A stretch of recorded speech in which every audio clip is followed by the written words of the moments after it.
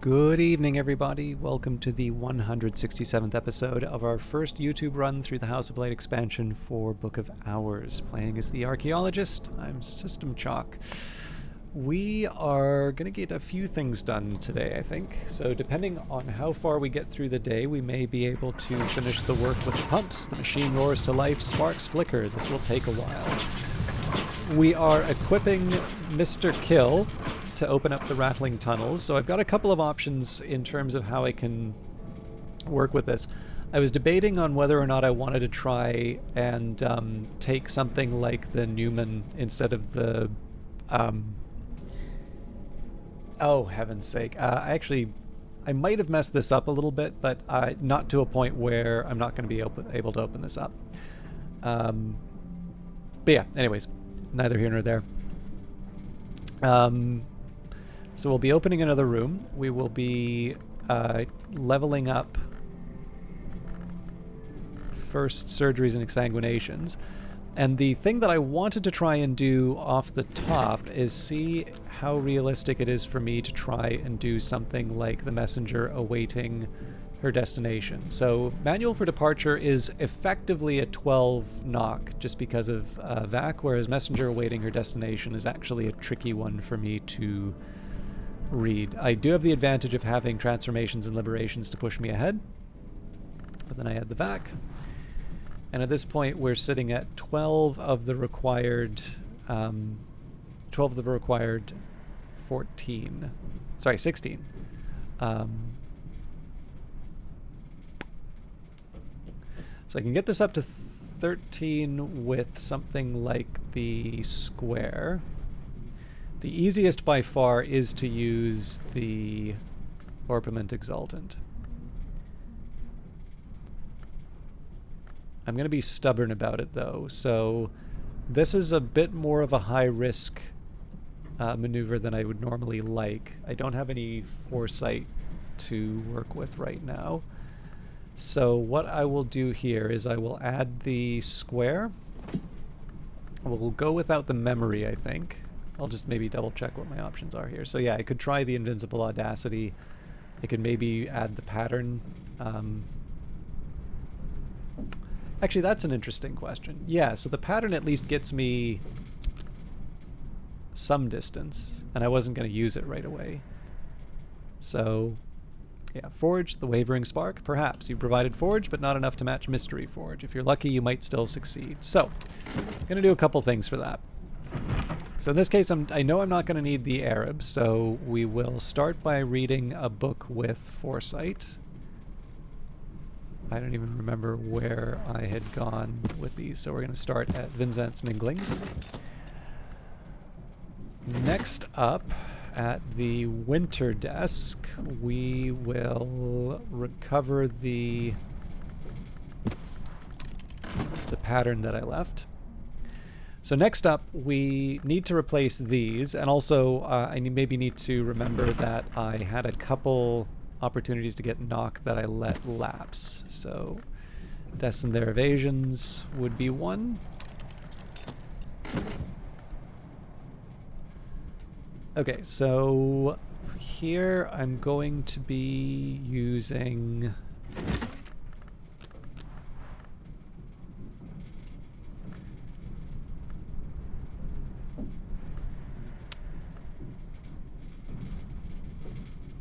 Okay.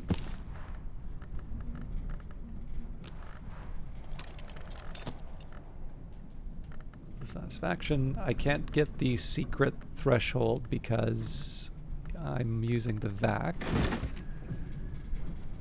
which actually suggests to me that maybe I switch it out for the salt.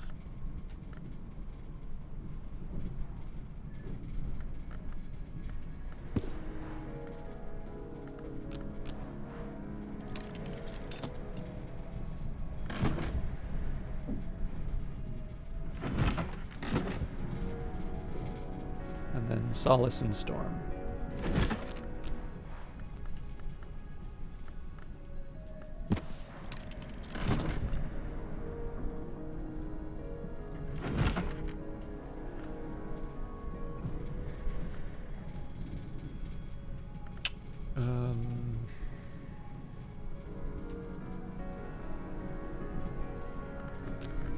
Faust here. I'm trying to think how I want... So I'm going to need 1 of the health to level up using these. I'm going to want to keep my knock fresh, and I kind of want to resist the urge to use metal too much, because metal is how I'm going to catalog these books.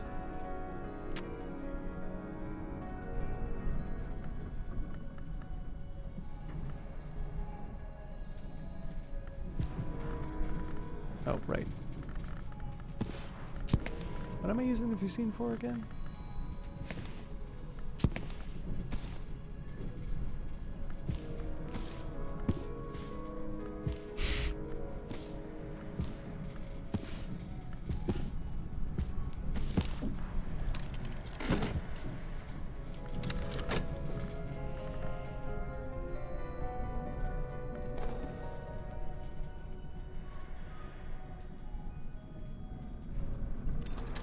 Memories don't last long outside books, but it's made the difference for the day.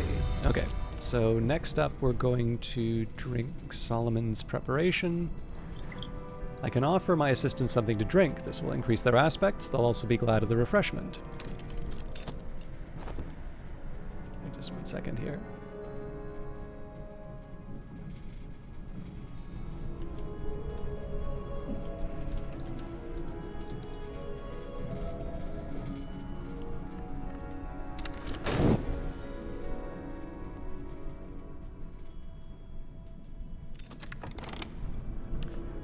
That's excellent. All right, Porphyrine, the Encaustum Terminale of the Second History. It's the glowing crimson mauve of the secret histories.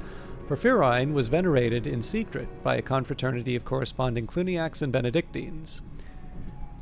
Use the Encaustum ink with your journal to make determinations and record histories. If the hours listen, the world changes. Porphyrine might also be used to compose a petition for the Labyrinth season. If you can provide at least 20 of Nock, Rose, or Moon, no edge, heart, or winter at all, and suitable writing material.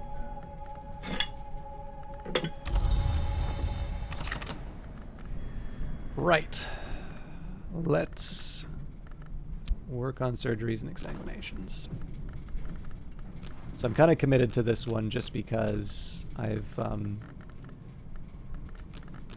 already invested for the restoring the memories.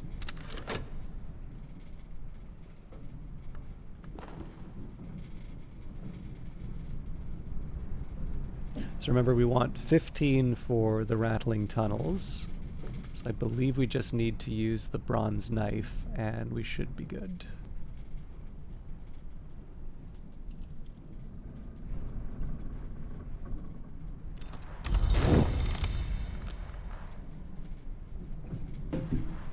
I can lend my assistants something to help, increasing their abilities.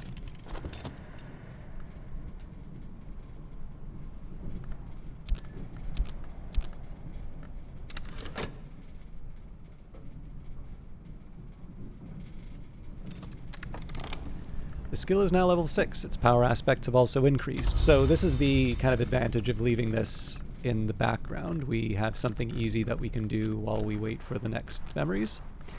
I'm no expert, but I'm no dabbler either. Improve the skill to level 3.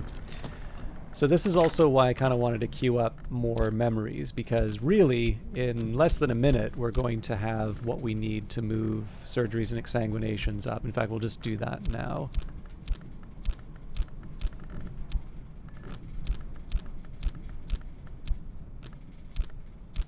And in fact, because we know that we're going to move this up to 7 soon, I might as well put it at the top there. But yeah, so from here, you know, I'm getting all the memories. I'll be able to level this up, but we're only about halfway through the day. So I do obviously want to keep an eye on the challenge here, and not all of these desks were things specifically for surgeries and exsanguinations. I'm obviously going to need to wait for the to see what the results are for the Wavering Spark, and one of these books is going to give me the foresight just in case I need it. But yeah, we're clearly at a point where I want to try and make more of the resources that I have. Okay, so 2 stuff also things, possible inspiration from a relevant thing, and extra effort soul. So if I want, I can apply another metal, and that's basically it.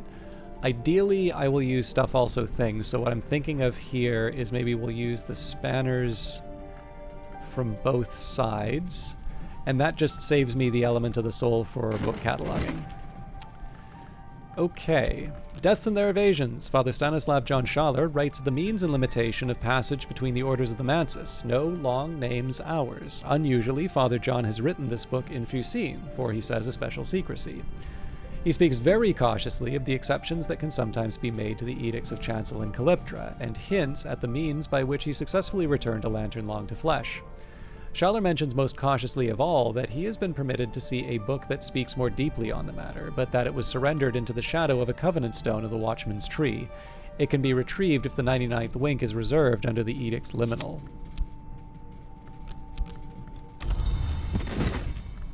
The Queen's Turn, a 16th century translation of the Barrowchild's account of Lagia's turn, when Lagia, the queen unsated, was offered the opportunity to enter the service of the Hours of the Triple Knot, as long as she repudiated her brother-lover Antaios.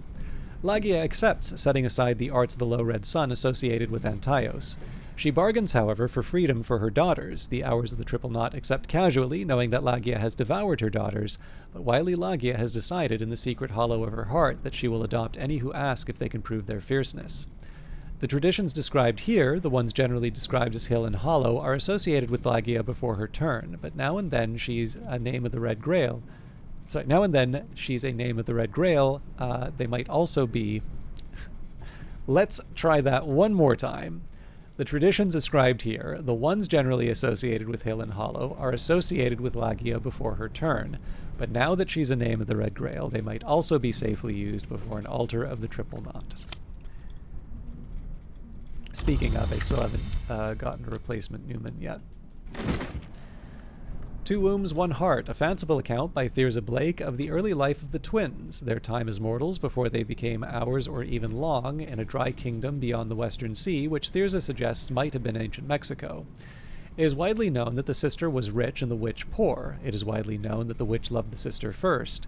It is not widely known that the witch was first employed to teach the sister the arts of embroidery. Although Thirza is very probably just making up the story, there are long passages expounding notable techniques of weave work and thread fight. In particular, when witch and sister flee across the sea to be together, Thirza explains how they fashioned a peace weave with Heart and these arts, and then, to tame the winds, called on Heart again to swaddle the thunder in the peace weave. The Mirror of Melisandre, the daybook and dream journal of Abbess Melisandre, venerated as a saint and respected as an alchemist. Melisandre speaks longingly of those we would call from behind the sky. Melisandre claims that the sights and sensation arts that she describes can be used to invoke the dream of a star, when sufficient sky aspect is invoked to uplift an ascendant harmony.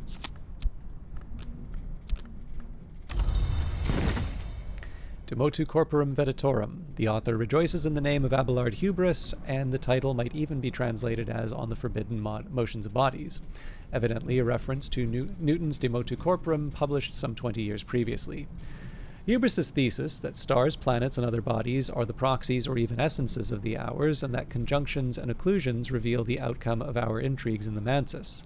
Hubris declares that the Great Comet of 1577 was the physical embodiment of the hour named Madrigad, that it disintegrated, but its fragments gravitate to bone marrow, where they can be located even now. He insists that aronoscopic techniques can be used with essential periost and sufficient sky to create a talisman centrifugic.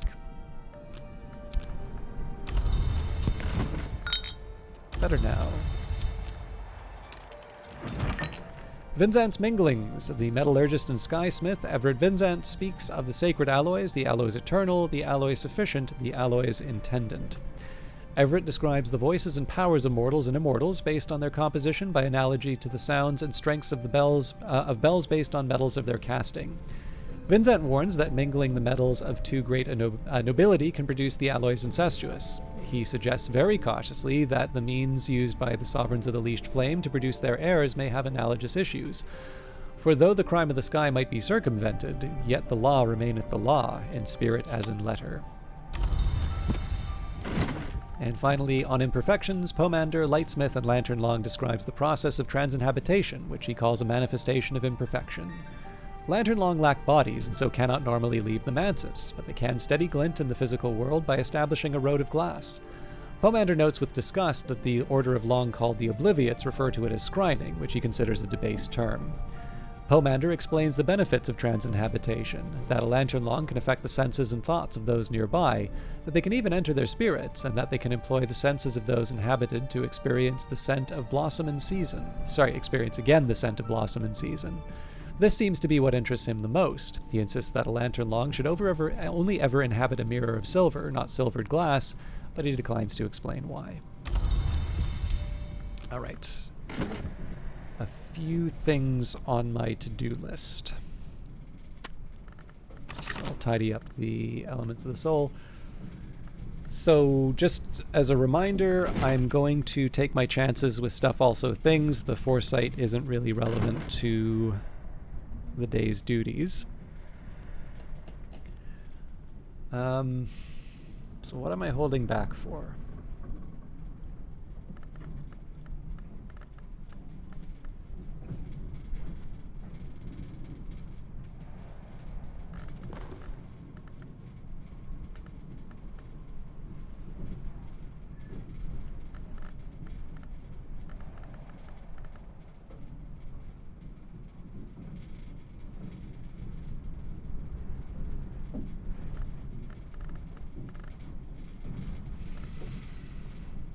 Okay. I'm going to use 6 to... I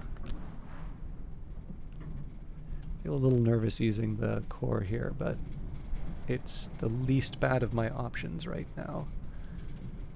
So we will get a replacement for satisfaction.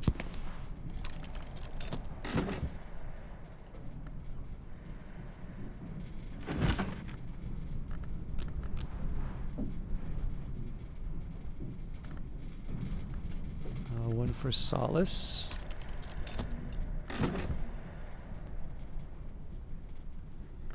One for storm.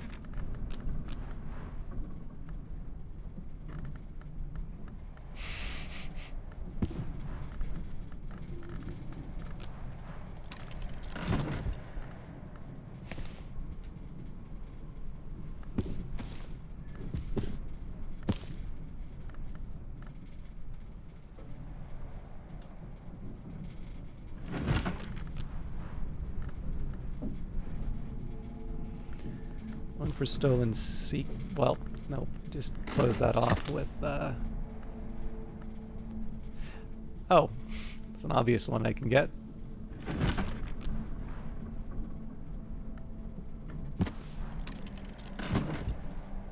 That's a freebie.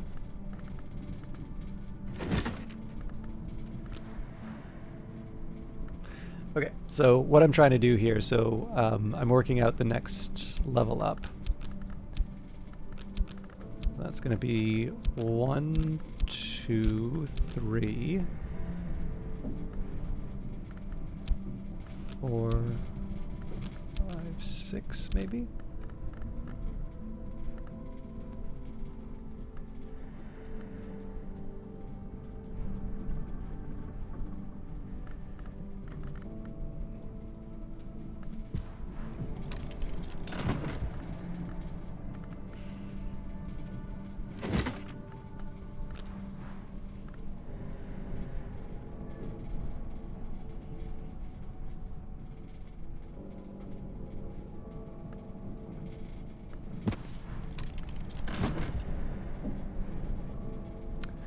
Alas, that doesn't give me any more free desks.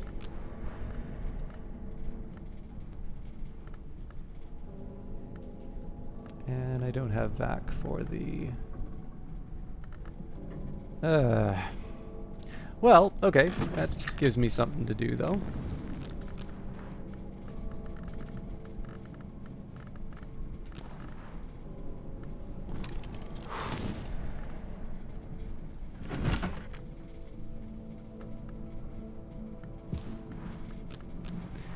Catalog a Dawn Period book. This book was probably written around the time of Hush House's Dawn Period, sometime before the end of the first millennium, commonly reckoned.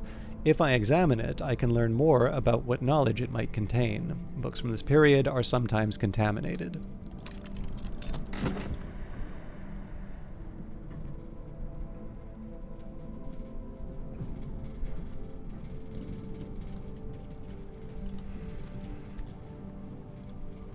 Sorry, just got a message I wanted to deal with.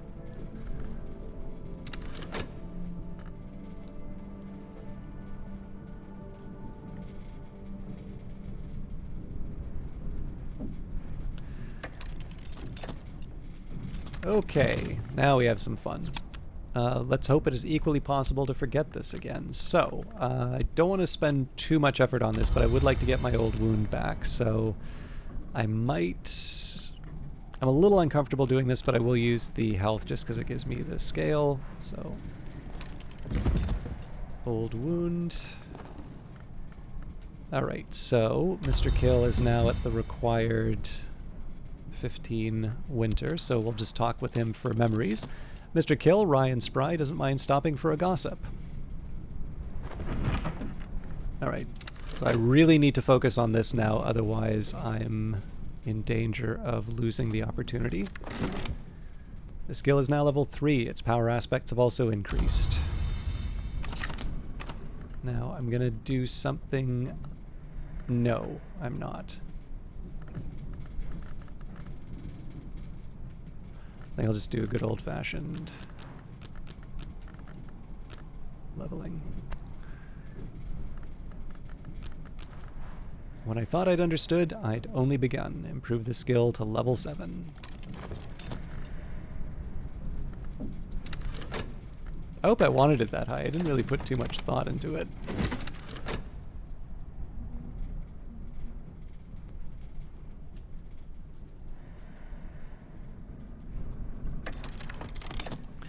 Still a chance. Fiddle with something here.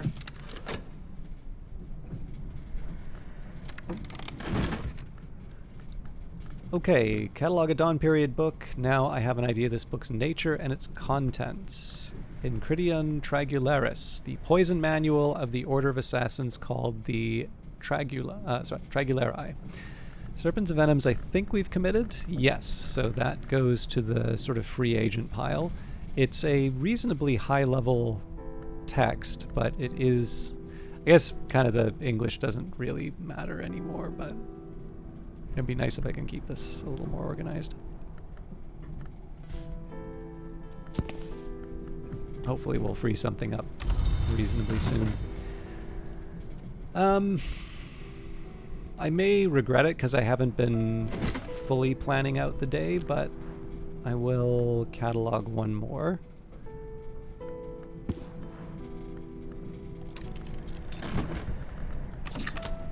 The thing is, it doesn't leave me with a whole lot for regenerating memories.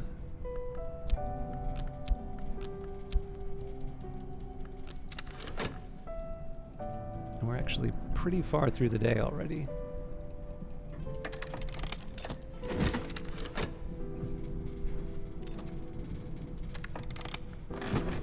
Dead men don't tell no bloody tales. Well, who'd listen?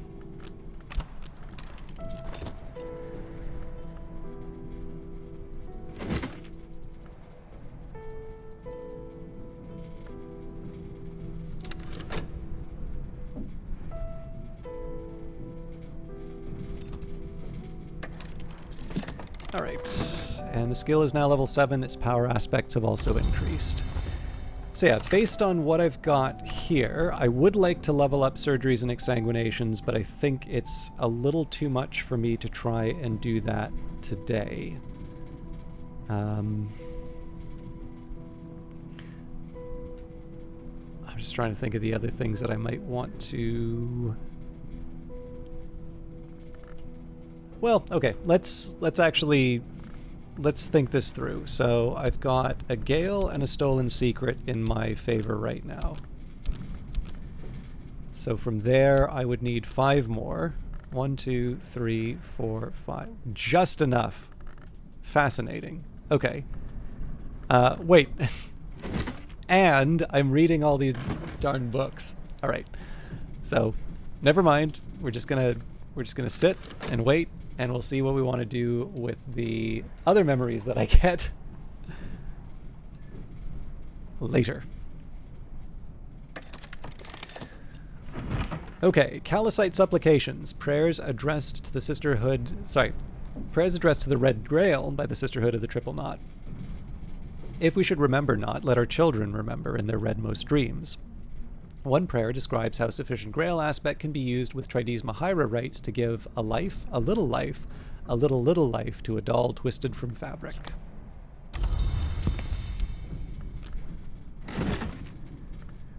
Those who do not sleep. The mystic Broadnax discusses the origins of the Sister and Witch and of the Thunderskin. The Sister and Witch were born in 2 wombs, one poor, one rich, across the sea.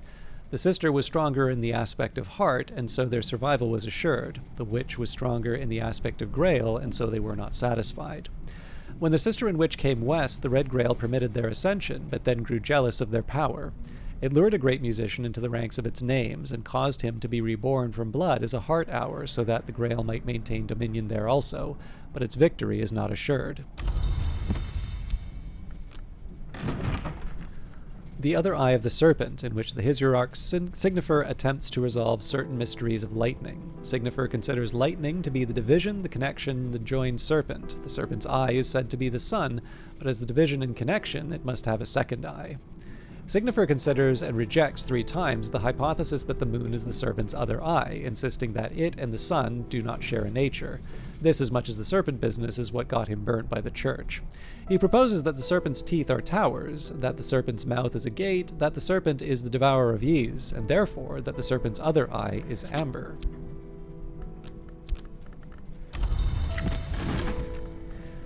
The Instruments of the Heart. Sister Isabel, then precentress of the Abbey Church of St. Brendan's, engages in dialogues with a heart-long of a kind called Dwendrazon that has taken partial possession of her body. The Dwendrazon, like all its kind, usually dwells in the mansis, but can enter the physical world by manifesting as music and take possession of a willing or semi-willing mortal who hears and loves that music, like Isabella. Isabella records her dreams of the High Mansis, where she is accorded the Dwendrazon status and titles. In return, the Dwendrazon enjoys what it calls Sejura, a welcome oblivion. Our mostly blessing is that we may never cease, except in Sejure. There is something more that Isabella refers to as the Sejura Magna, but she laments that her Dwendrazon will not tell her exactly what that might be.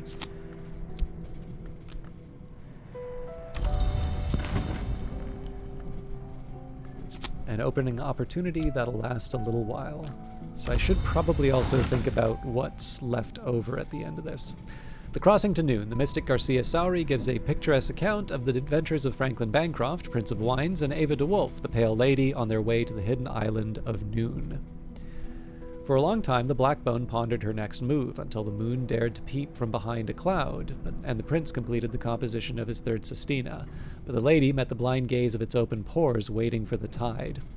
Garcia Sauri acknowledges in an epilogue that it is widely known that Ava in fact tragically drowned herself and her twin infant granddaughters without ever making such a journey, but he adds contemptuously, it is also widely known that the city unbuilt will so remain, that only one history is ever written, and that Janus is a Mansis prank. As I used to say in my youth, the day is done and so am I, but I've earned my pay. And the Rose of Hypatia, a volume of collected teachings of the Sisterhood of the Knot, that arcane contemplative order that existed in all histories, but in some was very powerful indeed. This was recorded by Hypatia and dedicated to Saint Nympha. Saint Nympha is described as not born but cultivated, the sentience that became the saint. Hypatia indicates I really need to get this right. Saint Nympha is described as not born but cultivated, the sentience that became the saint, Hypatia indicates, inhabited a sinner's corpse in order to enable that sinner's redemption. Not all dead enter the mansis by the winter door. Not all the dead enter the mansis at all.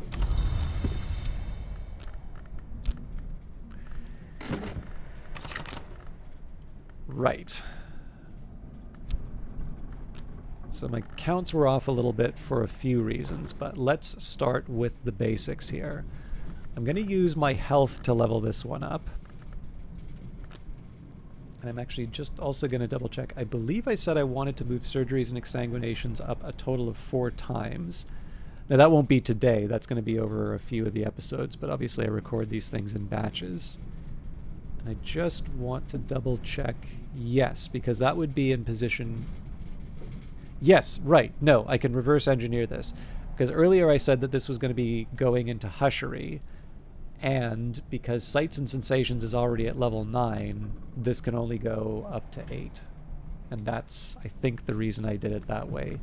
And I believe I'd also worked out Aronoscopy at 7, and I think that was... I think I might have even said this in an episode, but it was the fact that I have all this surplus knock that's told me sort of I should use surgeries and exsanguination. So all of that means if I have heart stuff, I want to throw it at that first, because this isn't going any higher. That also includes the Grail. Or, sorry, Gale. I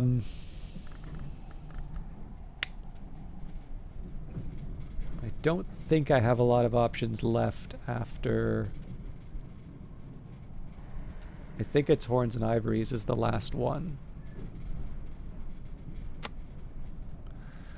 So we'll do the Stolen Secret, because that has a chance of being caught by Mr. Kill. And then we'll do the Pattern. So I'll use the health in that case, and we don't have the lesson yet! Alright, my bad.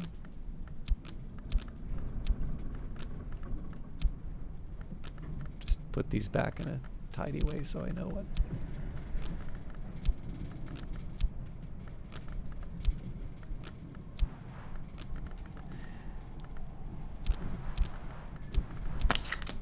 Okay, so knowing what I know now, and I'm just going to double check here, so surgeries and exsanguinations, if that's off the list, Horns and Ivories has got Knock and Scale.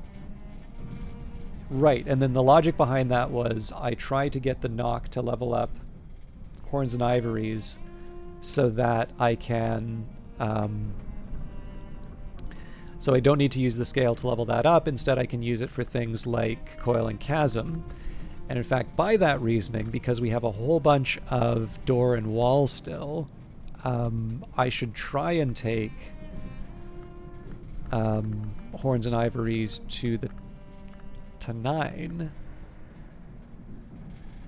I mean, there's only really 3 levels left for that, but the other big question is, am I actually going to be able to get enough Knock and Scale to do that? So, one last examination before we finish off for tonight.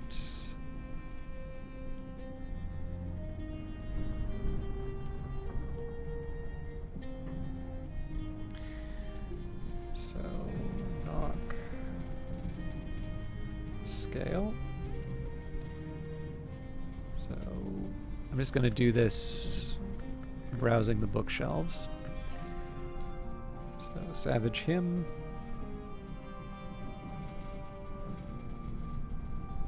Secret Threshold.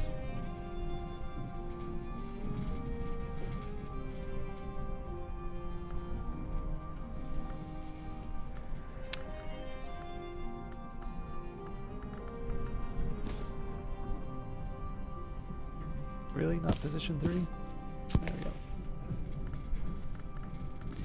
So yeah, Knock and Scale. Okay, Pattern.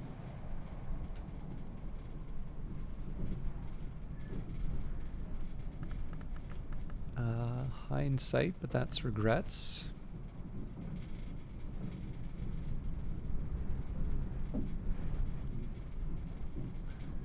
Fear.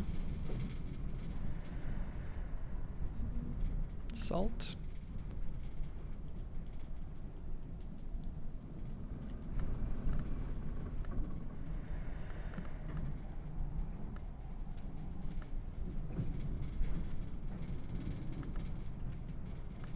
Stolen Secret.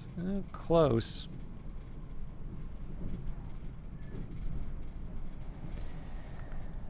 Satisfaction and Intuition. So I'm technically 1 short, but the easy answer to that, of course, would be to read Towards a Fundamental Aesthetic, Volume 1. Not my favorite option, but definitely one that I can work with. So that also queues me up for the remainder of the day. And amusingly, actually, so health and chapped wind up being the two that I need for that anyway. So if my goal here is going to be to put some points into Horns and Ivories, I've got 2 ready to go here. So we'll use this to level up. Okay. Just enough.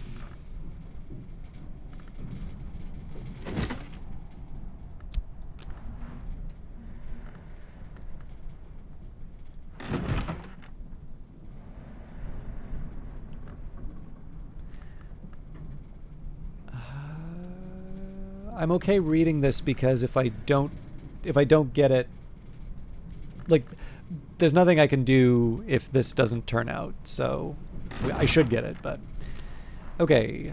Unhatched hymns. I think we read this before, but we're actually gonna read the text at the beginning of the next episode, so that doesn't matter too much.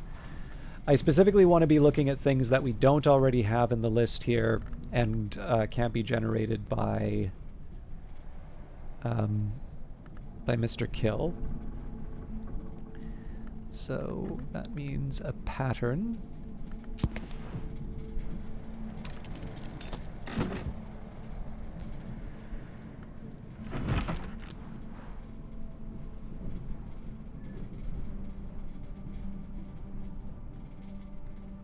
The rest is a little trickier, so I think at this point probably hindsight and fear is the way to go.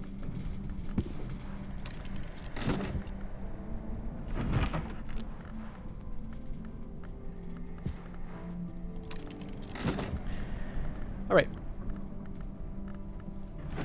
And then we'll pay off the Now I have an idea of this book's nature and its contents. The sevenfold slaying of the seven coiled, an account of the destruction of a primeval hour, a god who is stone. I like this one, and it's got witchworms, so we're going to need 7 winter to get rid of that. I don't believe I have a winter witchworm, or sorry, a winter infestation removal. Yeah, surgeries and exsanguinations, but that's not winter. So this definitely seems like the sort of thing that I'm going to need to use the Wormwood Dream for. Or Newman. Fair enough.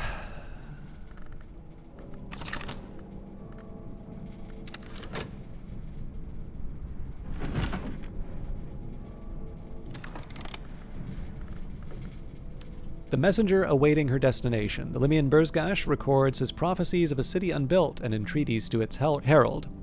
The herald may never arrive at the city unbuilt. The city may never be built without the herald's message. The herald is finally identified as the 12th initiate of the House of Silence. The foundation stone will be taken from the House of Silence, Burzgash suggests, to become the foundation stone of the city unbuilt. So, 3 door and wall, which I think we're going to be just shy of what we need for Horns and Ivories. Yeah. That's fine. We've got reserves. And, oh, we got a pattern. Fair enough.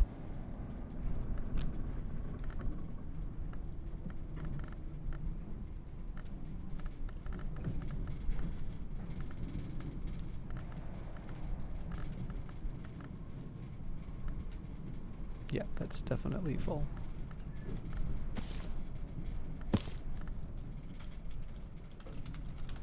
I'm sure at some point I'll do a proper, like, cleaning and cataloging, but not today.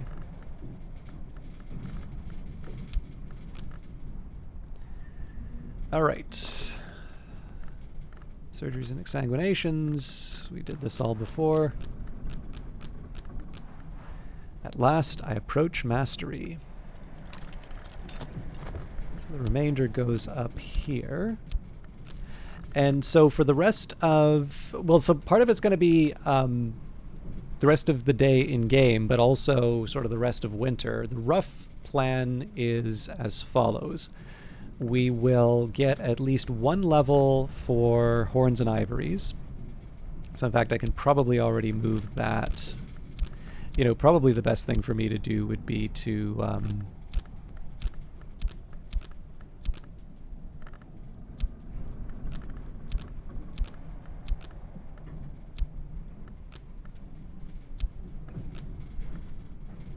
actually I can...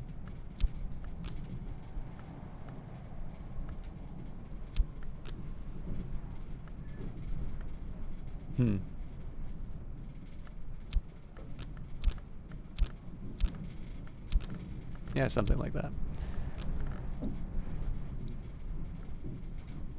Okay, so yeah, so the idea here is if I'm going to take Horns and Ivories the whole way, I want to... Well, this just saves me the reorganizing. The big thing here is I'm going to have 2 memories that I need to get, basically that I need to deal with before the end of the season. We've been expecting Numa for a while, and of course Numa never shows up when you want it. This is established, you know, basically in any game where you want something to happen, and almost certainly he's not going to show up. But ideally I don't want to lose the lesson. Now again, the whole deal here is we've got enough of an idea in terms of what the knock availability looks like. With Horns and Ivories, if I use 2 to take this up to 8, I can get another manual for departure. Well, already I'm at least 1 higher than I need to be. And then, of course, we'll have traveling at night, so then it'll be 2. And those are just standard, like, knock and forge. You know, there's nothing we can do about that. So the answer to that so far has been to just find the lowest level sort of knock or forge that I'm working with. So in this case, I guess it would be Spices and Savors. And then Menescate Reflections.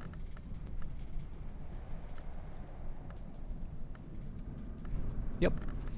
So I think probably we'll take Spices and Savors and Menescate Reflections and move them up. And then what that will also translate into is Gospel of Zacchaeus, which has Horns and Ivories. But of course, the nice thing about that is by freeing up Horns and Ivories through the surplus of door and wall that we had, I'm going to be able to use that scale for other, for some other ones that need the scale. So I'm actually going to change it around a little bit here. So we'll combine you two.